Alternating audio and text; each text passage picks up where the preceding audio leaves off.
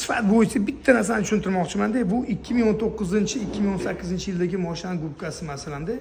Bu 2022, 2023, 2024 ekan. Ya'ni sifat bo'yicha o'zingizlar ko'rib baho beringlar.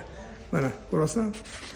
Buni yamkasi yuvib ketgan, buni yamkasi doskonalanib turibdi. Nima uchun oldingi Cobalt'da ideal ishlab chiqarilgan? Nima uchun oldingi Cobalt'larga suv kirmagan?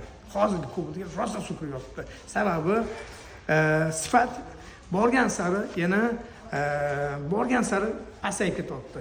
O'shaning uchun ham bitta narsa aytaman bolalar, shum izolyatsiya, germetizatsiya qilishdan oldin avvalambor katta ustalar bilan maslahat tashinglar.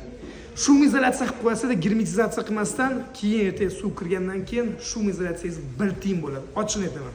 O'shaning uchun обязательно germetizatsiya qilib keyin shum izolyatsiya qilinglar. Bugun ham bitta mashina keldi, to'g'risini aytaman, qabul qilmadim. Sababi уже shum izolyatsiya doskonalanlik qilingan ekan, lekin uni yechishni o'zi muammo bo'ladi men uchun. Vaqtim ham ko'p ketadi. O'shaning uchun bunaqa mashina qabul qilmaslikka harakat qilaman. Iloji boricha sizlar adashib qolmanglar.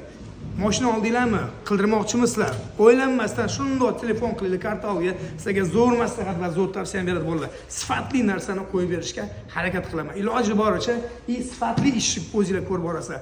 Aloqadaman. Kartalda aytiling, zo'r maslahat va zo'r tavsiya beradi bolalar. Shu